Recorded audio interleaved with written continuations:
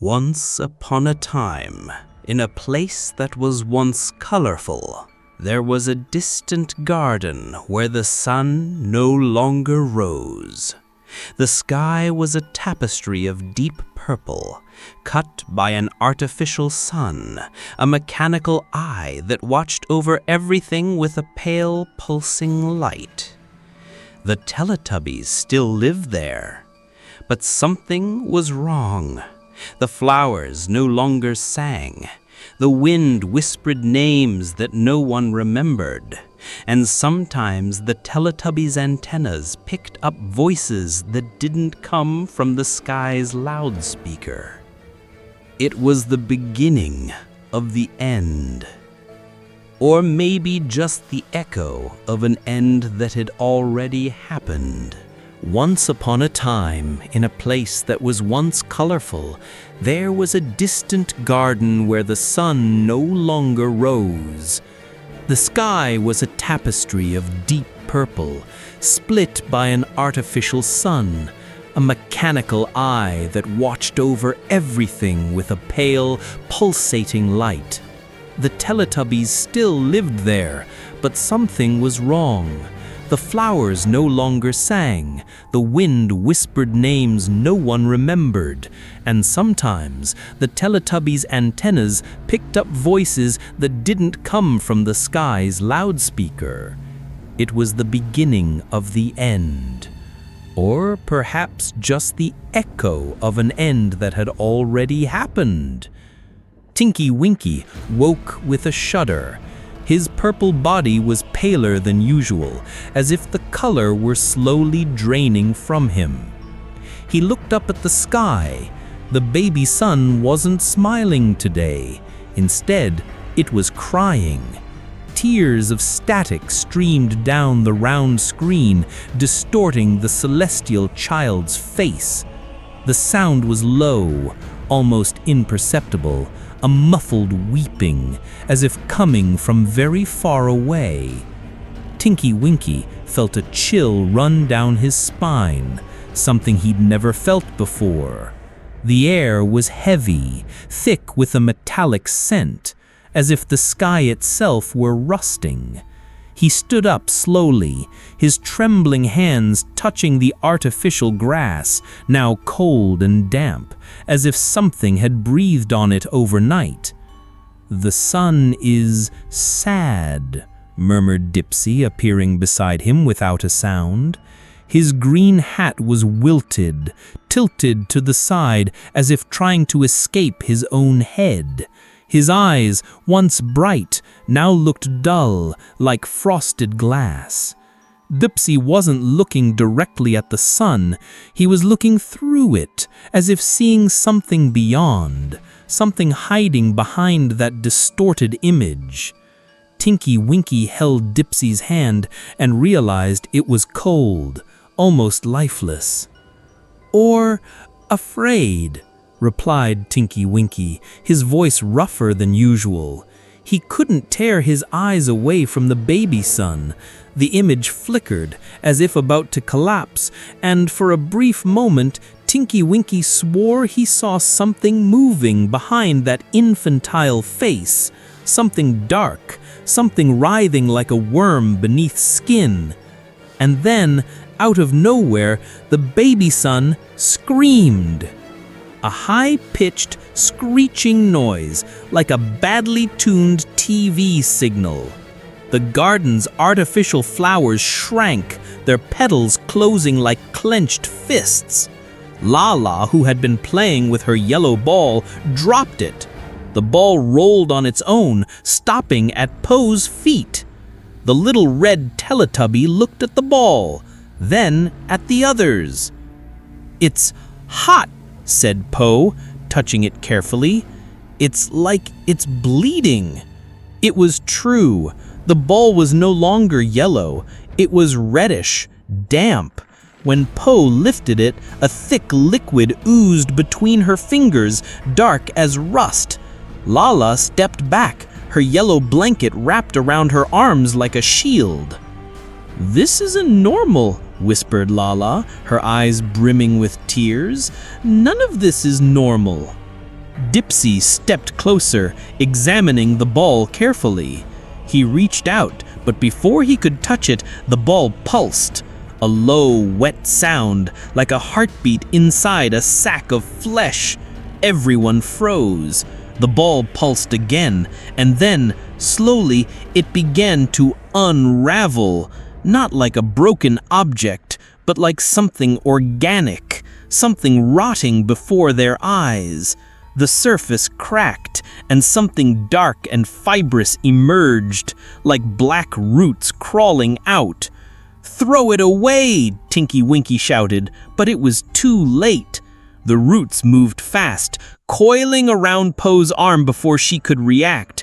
She screamed, trying to pull free, but the black tendrils were already climbing, wrapping around her body like serpents. Dipsy grabbed her, yanking hard, but the roots didn't give. They only tightened, as if sucking something out of her. "It's pulling me inside!" cried Po, her eyes full of terror.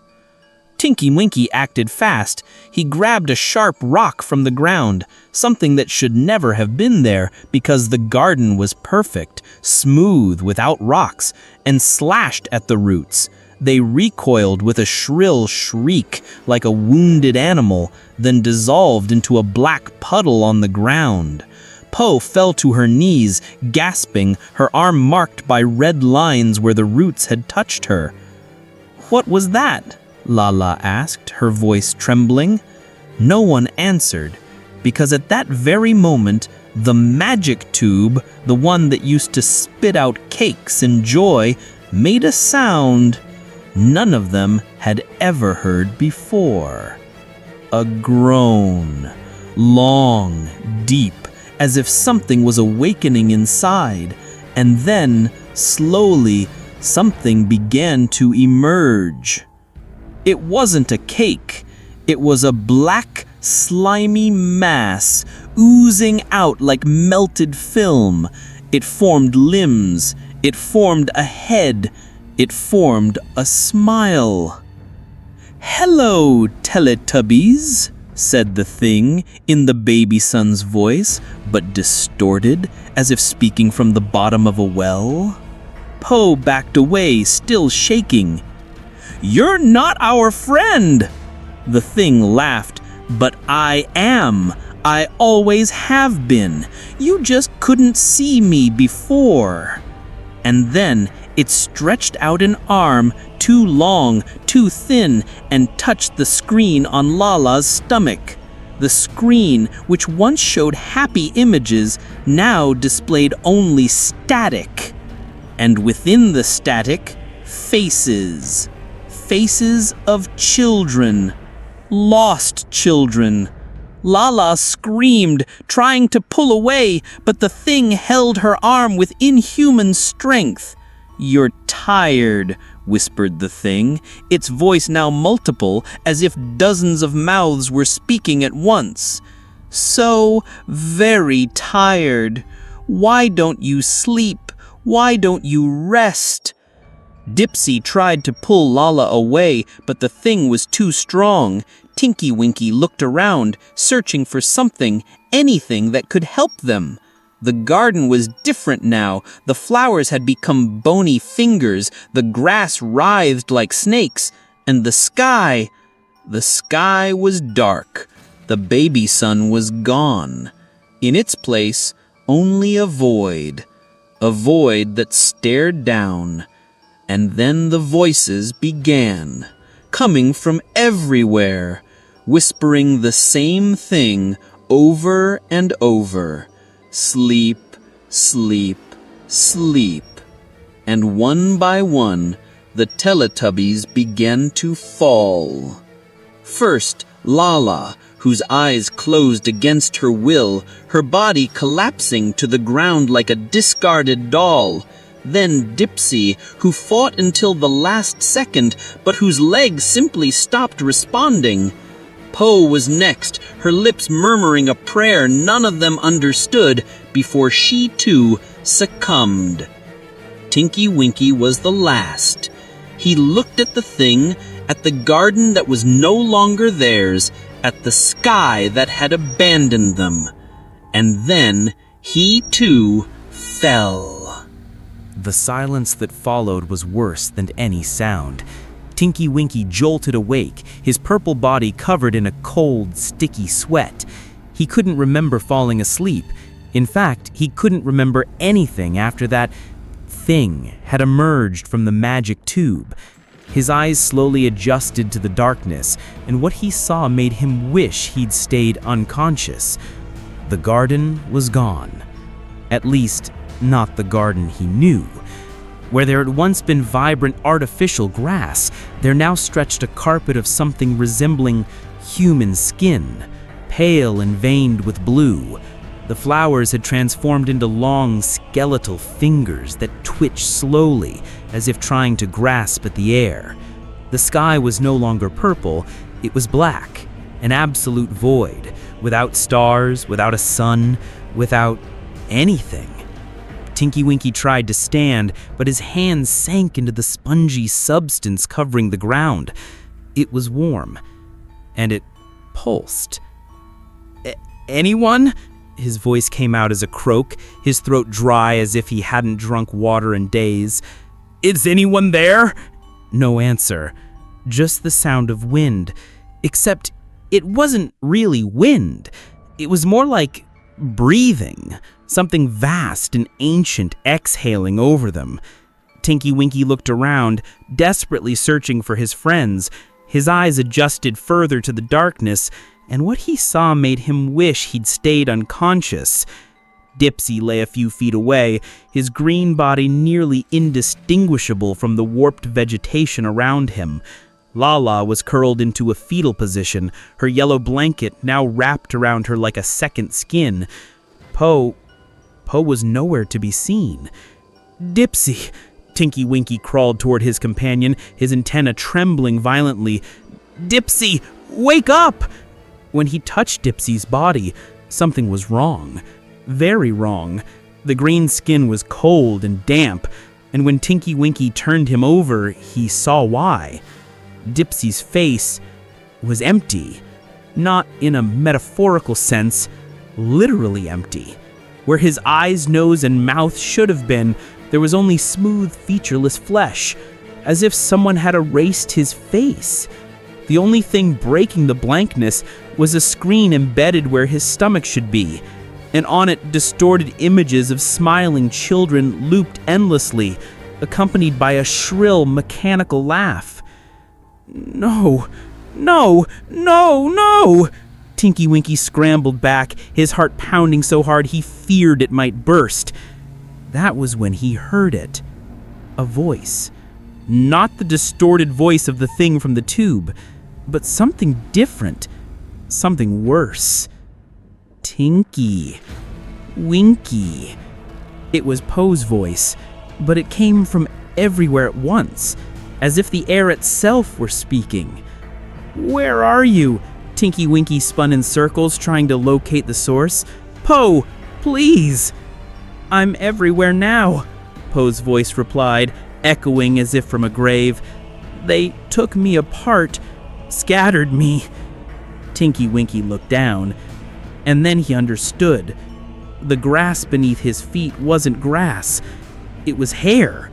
Red hair. You're walking on me, Poe's voice whispered, and now Tinky Winky could hear the pain in it. They turned me into the garden. He looked around with new eyes. The finger-like flowers. Were they someone's movements trying to escape? The skin covering the ground. Was that what remained of Poe? I can help you, Tinky Winky shouted, his hand shaking violently. How do I help you, Poe? The laughter that answered wasn't human. It wasn't even alive. You can't, Poe replied, and now her voice was blending with others, dozens, hundreds of other children's voices. That was when Tinky Winky noticed. Lala was moving. Slowly, like a ghost rising from its grave, the yellow figure pushed herself up. Her movements were wrong, disjointed, as if something were controlling her body with invisible strings. And when she finally stood, Tinky Winky saw it. Lala's blanket wasn't just wrapped around her, it was growing out of her. Clumps of yellow fabric spilled from her mouth, nose, eyes, like roots of a parasitic plant. The material pulsed as if it had its own heartbeat. And when Lala opened what should have been her mouth, what came out wasn't her voice. It was the chorus. Those hundreds of children's voices speaking as one. Tinky, Winky, the chorus whispered through Lala's distorted lips. You're the last, the purple Teletubby, the one who carries the bag. Tinky Winky instinctively looked down at his bag. It was open, and inside was an eye, a human eye, large as a fist, staring up at him with a mix of terror and recognition. You always knew, the chorus continued as Lala took a shaky step toward him, that this was a show, that we're just characters. Another step. But what you don't know, closer, is that shows get canceled. Tinky Winky stumbled back, but his feet tangled in Poe's red hair. He fell on his back, and when he looked up, Lala was over him, her face now completely swallowed by the yellow fabric, except for a single eye glowing with its own light. And characters, the chorus whispered as long strands of fabric began stretching from Lala's body toward him, can be erased. Tinky Winky screamed as the first threads touched his face. They were warm, and they were hungry. As the yellow fabric smothered his face, choking his cries, Tinky Winky had one last clear thought. The baby sun had never cried for them.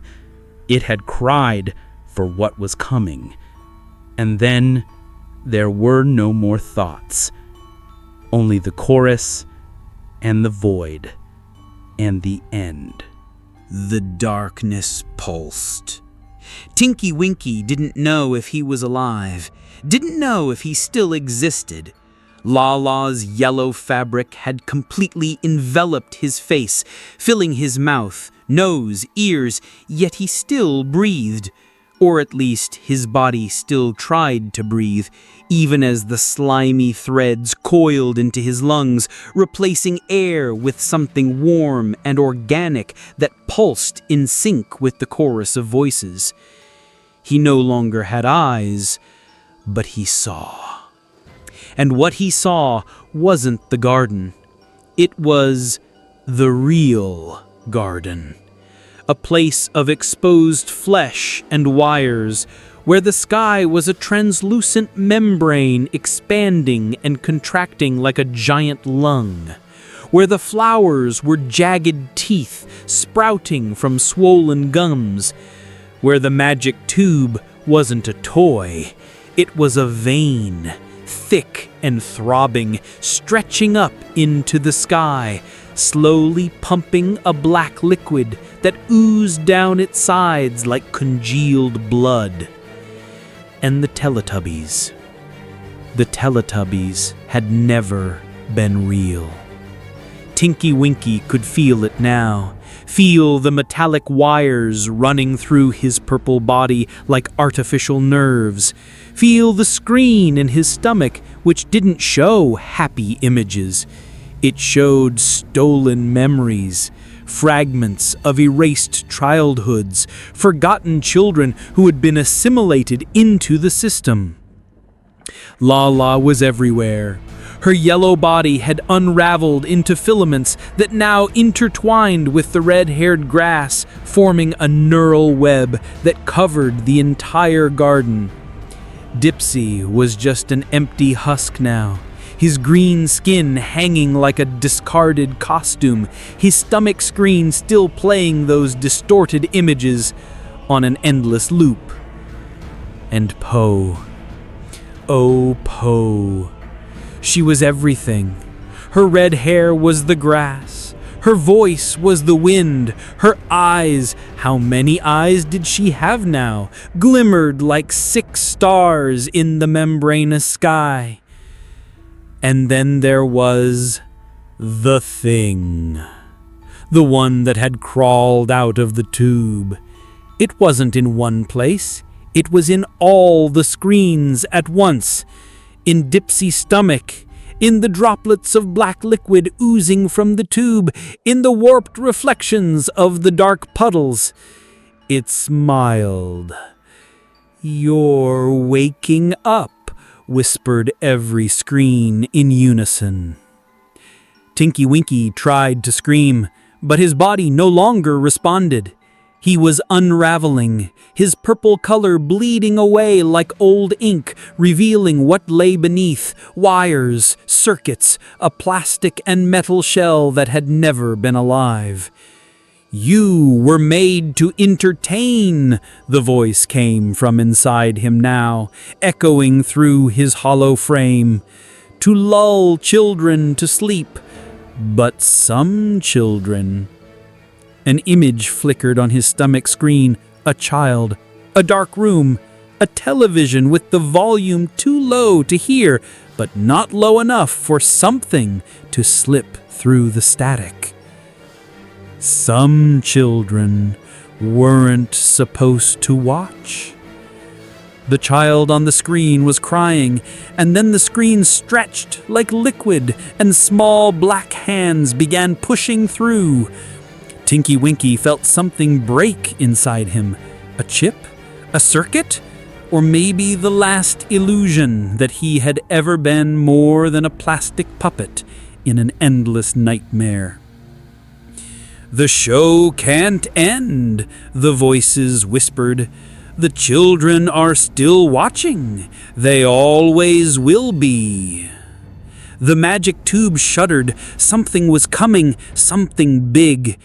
Tinky Winky looked at his hands, or what was left of them. They were dissolving, turning into static particles that rose toward the membranous sky.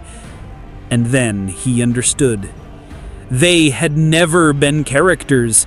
They were prisons. Empty shells made to contain what was now crawling out of the tube in rivers of melted VHS tape. The real Teletubby, the first one, the one that had been trapped inside the screen. And now it was free. Tinky Winky had just enough time to see its face, that too wide smile, those too deep eyes, before his own stomach screen burst into static, and everything turned white, white, white. And in thousands of bedrooms around the world, children woke up screaming, swearing they had seen something moving inside their turned-off TVs. Something purple. Something still holding a bag. And smiling. The static didn't hurt. That was what surprised Tinky Winky the most, as his body dissolved into digital particles, floating in the air like ashes from an invisible fire. He had expected pain, one final moment of suffering to mark the end of his existence, but there was nothing, just a distant tingling, like limbs falling asleep, as his edges frayed into the electrified air. The garden breathed around him, not like something alive, but like a mechanical lung, inflating and deflating with a wet hiss. The finger flowers twitched in hypnotic patterns, their tips dripping in amber fluid that smelled of rancid honey. The sky, if it could be still called a sky, pulsed in sickly purples, the membrane thin enough to see shapes moving beyond it, large, indistinct, watching. And then there was the thing. It had no name. It had never needed one. It was simply what was left behind, what waited at the edges of the screen, what whispered in the spaces between frames. Now, freed from the tube that had imprisoned it, it stretched like spilled shadow, its limbs too thin, too long, ending in points that were neither hands nor claws, but something in between. "You lasted longer than the others," its voice came from everywhere at once, echoing inside Tinky Winky's skull like a virus. "But everything ends. All shows get canceled." Tinky Winky tried to speak, but his mouth was static now, his lips dispersing into pixels.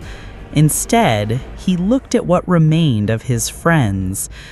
Lala was no longer Lala. She was a net of yellow filaments covering half the garden, pulsing softly like a spider web soaked in blood. Sometimes, parts of her twitched in spasms, and Tinky Winky could almost hear her muffled screams. Dipsy was just a green husk, dangling from one of the finger flowers, swaying gently in the wind that wasn't wind. His stomach screen still flickered weakly, showing images of children who never existed in places that couldn't exist. And Poe, oh, Poe, she was everywhere. Her red hair was the grass. Her laughter was the sound of wind passing through the flower's teeth. Her eyes glimmered in the black puddles dotting the ground, watching, always watching.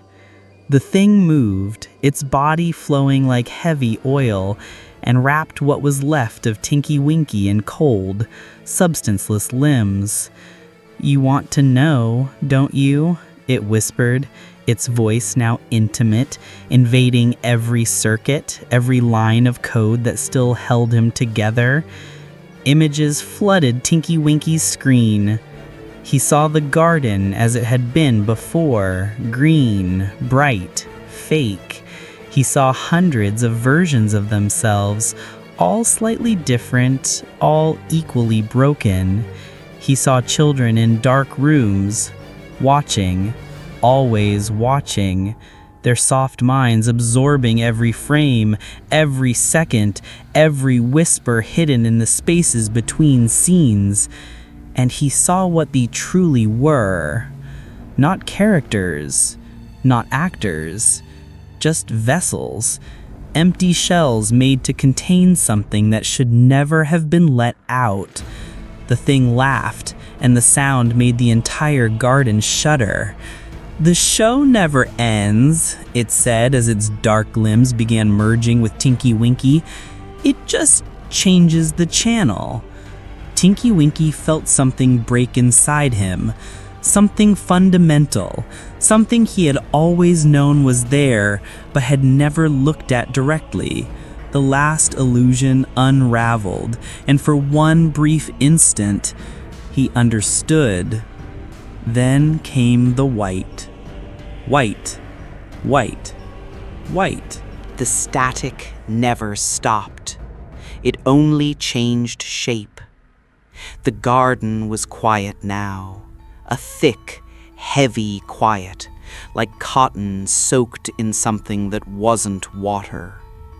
The membranous sky had sealed shut, forming a low, pulsing ceiling that breathed slowly, exhaling warm vapor that smelled of sour milk and burnt metal. The baby sun was no longer there, but something watched through the empty screen, hanging in the air like a blind eye. Tinky Winky walked through the garden, his steps making no sound on the petrified flesh ground. His purple body was intact, too perfect, like a new doll taken out of its packaging. His bag swayed on his arm, occasionally creaking as if something inside shifted. He didn't remember. That was important, not remembering. Memories were dangerous. Memories asked questions, and questions tore holes in the garden's carefully stitched reality. Sometimes, when he passed certain areas, his skin tingled. By the magic tube, now just a smooth black monolith, he felt sudden heat. Near the net of yellow filaments covering the west side, which was no longer Lala, had never been Lala, his eyes leaked a thick, pinkish fluid. When stepping on certain patches of red grass, which wasn't grass, had never been grass, he heard a muffled sigh coming from inside his own head, but he didn't remember. And so the garden continued, until the day the bag opened. There was no warning. One morning, if there were mornings here, Tinky Winky woke up, if he ever truly slept, and the bag was open. Inside was an eye. Not a real eye, a small round screen, the size of a fist, showing a human eye that moved, that watched. The eye blinked at him, and Tinky Winky remembered. Remembered the before, the during, the after. Remembered the children, the other children, the ones who hadn't turned off the TV in time. The ones whose faces now floated in the mist beyond the garden's borders, pale and silent, always watching. The bag clicked shut. The garden sighed in relief. And then, as always happened when things threatened to change, the reset began. The membranous sky contracted violently, spewing a jet of black liquid that dissolved everything in its path. Tinky Winky stood still, watching as the yellow net unraveled into whispering scraps. Dipsy's green husk melted into vapor. The red grass shriveled, murmuring something that almost sounded like "not again." When the black liquid reached him, he didn't resist. He felt his body dissolving, his mind wiping clean, until all that remained was white, white, white. Somewhere, far away, a child pressed the power button on their TV. And in a garden that wasn't a garden, a mechanical baby sun opened its eyes and began to laugh. The end. Or the beginning. Note: if you hear static when turning off your TV tonight, don't breathe too deeply, don't look too closely, and most importantly, don't answer if something whispers your name. Good night.